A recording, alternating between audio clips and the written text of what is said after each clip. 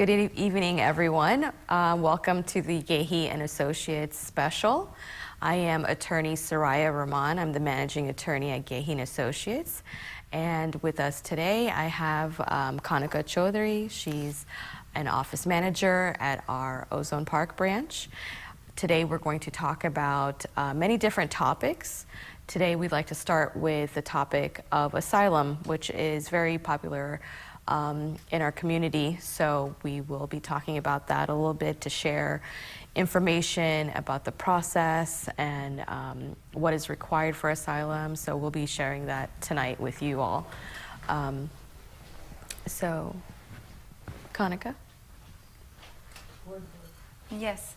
So हम asylum के बारे में discuss करेंगे आज कि asylum कौन-कौन eligible है asylum file करने के लिए, asylum की categories क्या है, जो processes हैं, तीन process है, affirmative, defensive and then positive, credible, fair interview, तीनों के बारे में discuss करेंगे और ज़्यादा हम political asylum के बारे में बात करेंगे आज के show में. Yes, so let's talk about one by one. Let's talk about each of those things. So what is asylum? Asylum is when you're asking the U.S. government for help, for assistance. You're saying, or the applicant is saying that I am afraid to go to my country of origin, whether that be India, Bangladesh, Nepal, Pakistan, wherever it may be. I'm afraid to go back because of very specific reasons. So there's two different ways it can be filed. As Kanika mentioned earlier, it can be filed affirmatively or it could be filed defensively. So we'll talk about those one by one. Okay. So हम कोई भी country से जहाँ से भी लोग हैं, India से, पाकिस्तान, बांग्लादेश, सब जगह जिनको asylum file करना है, उनके लिए बात करेंगे कि प्रोसेस कैसे स्टार्ट होता है asylum का और जो तीनों प्रोसेसेस है उनका उनमें आगे कैसे प्रोसीड करना है, फाइल करना है, कौन सी एप्लीकेशन कब फाइल करनी है, उसके बारे में हम डिस्कस करेंगे. We have many clients who file applications for asylum, who consult with us to see what their options are, if asylum is a good option for them. So I'm going to ask Kanika, what are some common questions that you get regarding asylum? So, ma'am, most of the questions, like the client come in, they want to know that whether they are eligible to apply for an asylum or not, because they have already entered United States like a way before. So the entry, like the first thing is that we have to tell the clients that they have to file the asylum before the 1 year of their arrival. But sometimes they get like they're nervous because they think that if they file after 1 year, they definitely it won't be accepted. But yeah, under exceptional circumstances, we tell them that they can still file asylum if they have some extraordinary circumstances. And then we have to choose the category, like the asylum is based on their race, religion, or their membership in a particular social group, or about the political opinion that they want to file asylum. So people usually come up with a background like why they want to file asylum, and then we help them, we assist them that how we can proceed with their particular application. Yes, that is my experience as well. The most, a pretty important issue is whether the application can be filed on time. So it's very important to know when the person entered the United States and if it can be filed within 1 year. And as Kanika explained, just because you don't file it within 1 year doesn't mean that's fatal to the application. There are exceptions to the rule. So some common exceptions might be that you were under, you had a medical issue and you were not able to address, your legal issues. So that's, maybe you're hospitalized, or You know, maybe you were underage, maybe you were under the age of 18. That is a common reason. Maybe the person is suffering from PTSD because of the violence or trauma they suffered in their home country, or even afterwards, and for that reason they couldn't file it on time. So there could be many reasons. You know, for example, maybe the event which prompted the fear of returning, maybe it didn't happen until many years after they came to the United States. So there are many reasons why somebody could file a late asylum claim and still be successful. It depends on a case-by-case basis. Would you agree? Yes, it definitely depends on the case-to-case analysis, and yes, also there are times when the client doesn't know, like they don't know the law or they don't have a lawyer, and now they want someone to represent them, so that at that time they can also say that the lawyer is like they didn't have the knowledge, so the lack of knowledge can also be used under the exceptional circumstances, I believe. So that is a very a common issue, is the timing of the filing. What other issues? Before we go to the next issue, I think we will take a very short break. So we'll be right back.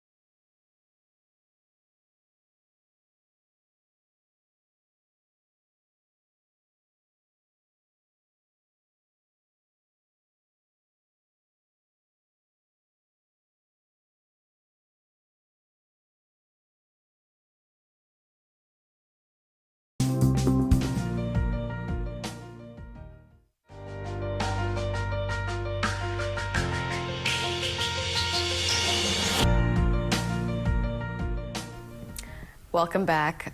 So we were discussing asylum, and we discussed the one-year filing deadline issue and exceptions. Now, what other issues do you come across in your day-to-day interaction with clients? Yeah, so ma'am, I will like to ask you a few questions which the client has in common. Like, if they don't have enough evidence from their country that they were persecuted, or they don't have medicals or anything, then they get scared that maybe they would not be able to qualify, or they will not be able to clear their asylum thing.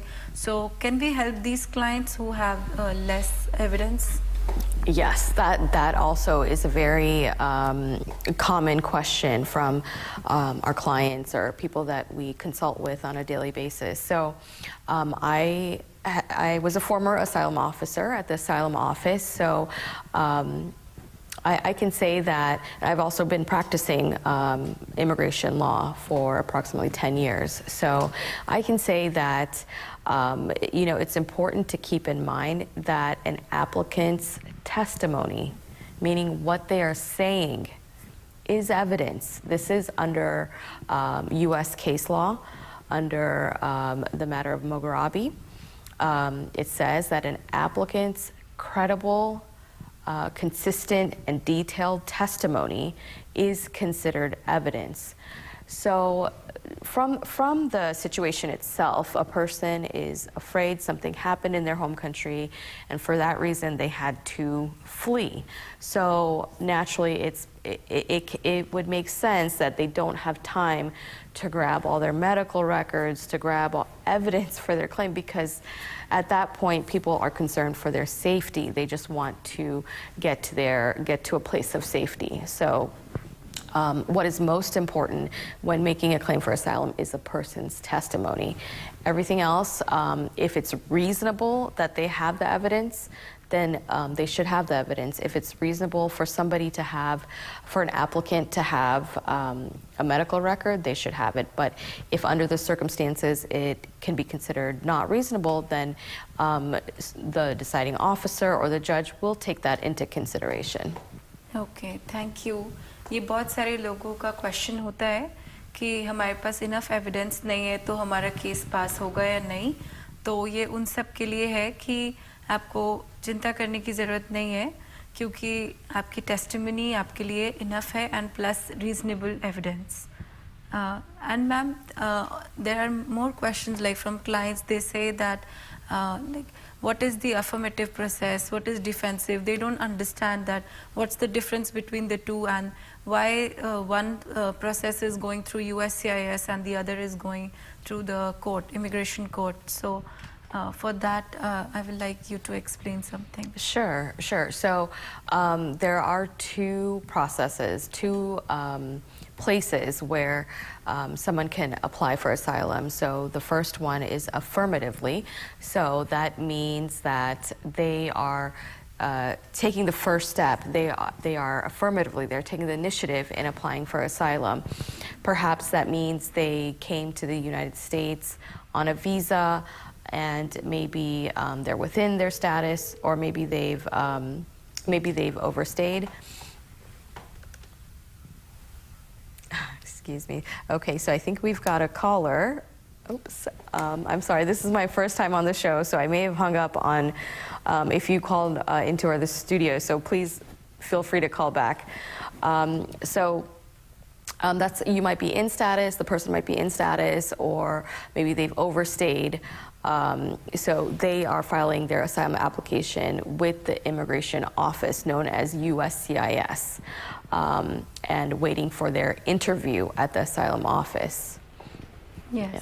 And like the people who are in removal proceedings, they have to go through the immigration court process, and that is called the defensive process. Yes, exactly. So the other process is defensive. So that means that they maybe the person crossed the border, or for another reason they are in immigration court, meaning they have a court date, they have to see a judge, or they were served with an NTA, which is a notice to appear.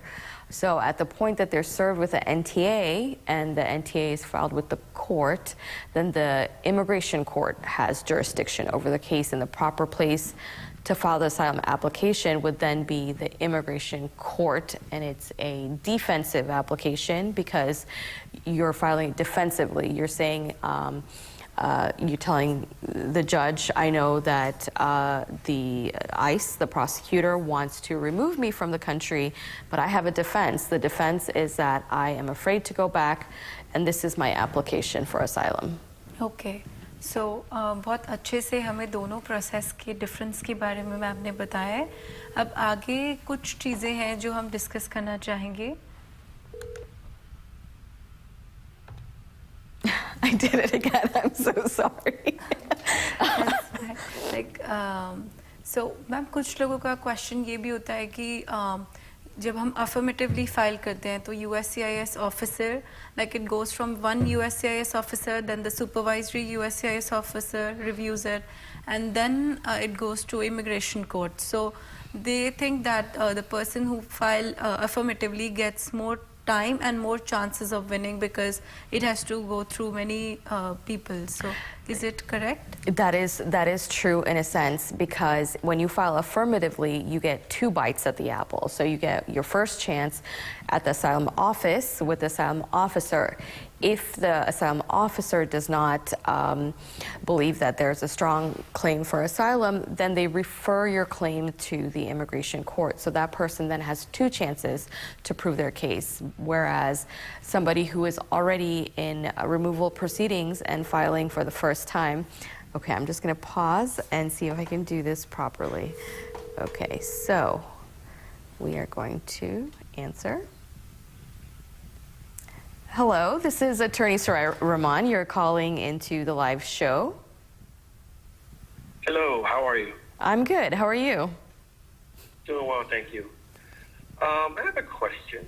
I wanted to know 2 things. 1, why is legal immigration so hard? And 2, where's your office located? Okay, sure. Okay, one of those questions is very easy and one of those is very hard. So let me start with the easy one. Where's our office located? We have 3 branches in Queens. We have one in Ozone Park. We have one in Jackson Heights, and we have one in Jamaica. So Kanika sits in our Ozone Park office. So you could definitely call our office and schedule an appointment to consult with us. Now, why is immigration difficult? That's more of a theoretical question, which will take many days and months for us to debate and talk about, but it is a result of politics and you know, the sentiment that we have in the United States. So it's a result of many things, but you can trust that we know our way around the system, and we can certainly work within the system to provide you with results. We can help you, with all the immigration issues you have. You can definitely consult us, and we will help you to get a good solution, a reasonable solution to the problem. Excellent, excellent. I thank you very much. It's been very hard for my cousin who's currently in Jamaica right now, and it's a trying time. So we definitely need your help. Sure. Thank you. Yeah. Thank you. And one last thing, God bless you all and have a good night. Thank you. Okay, Have a good night. Good night. Bye-bye. Bye. Okay, so I'm glad we were able to answer that call. Yes. Okay, We looks have like we more have another caller. caller. Okay, let's see if I can answer this. Good evening. This is Attorney Sarai Rahman and Kanika. You're calling into the live show. Hi, good evening. Good evening. Yes, ma'am. My name is Ranjit Singh. I have a question. Yes. So I was here in a United States almost more than 20 years, but I have my son. He's 19 years old. He's a citizen here. Okay. So I can apply for document because I'm unlegal here. So, sir, that is something different from asylum. This show is about asylum, but yes, we can help you with this also. Even if you are undocumented and your son is a citizen, he can apply for you, and then if required, we will have to file a waiver. And we can discuss about that. Maybe we will definitely discuss about it in the next show. But if you want, you can contact any of our offices, and we will be available to help you. Certainly. Thank you so much. Thank you. You're very welcome. Welcome.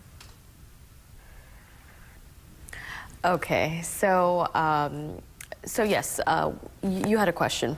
Yeah, but I think the main question which the clients had, I spoke about those questions to you. And there's one more thing, people get confused, what is asylum clock, and after how many days can we apply for work permit, and for how long can the asylee work in the country. So these are the again, these are the questions which people have, like regarding their work.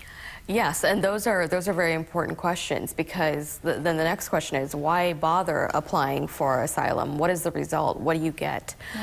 So the point of applying for asylum is that you get protection from the United States from being removed, and if the judge or the asylum office grants your case, you are what is called an asylee in the United States, which that in itself is a status. But once you are an asylee for a period of 1 year, you are eligible for a green card, for a permanent legal resident status. So that's something very important to keep in mind. Another thing to keep in mind is, while your asylum case is pending, either with the asylum office or the immigration court, after your case has been pending for 6 months, and that's what we refer to as the EAD clock. Yeah. Once your case has been pending for 180 days, you would be eligible to apply for a work permit. So those are some incidental benefits to applying for asylum. Of course, that should never be the main reason to apply for asylum. But those are definitely some important points to consider. Okay. So बहुत सारे लोगों का question होता है कि asylum clock कब start होती है, कितने टाइम के लिए होती है. So after 180 days आप वर्क परमिट के लिए अप्लाई कर सकते हैं. ये और asylum clock बेसिकली एक टूल है कैलकुलेट करने के लिए कि आपके asylum केस को फाइल करे हुए कितने दिन हो गए.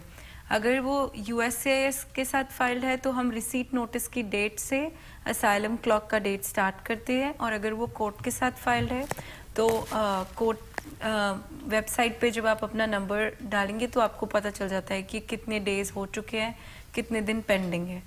तो ये कॉमन क्वेश्चन रहता है बहुत सारे क्लाइंट्स का. So I think it's time for a break. Thank you for joining us.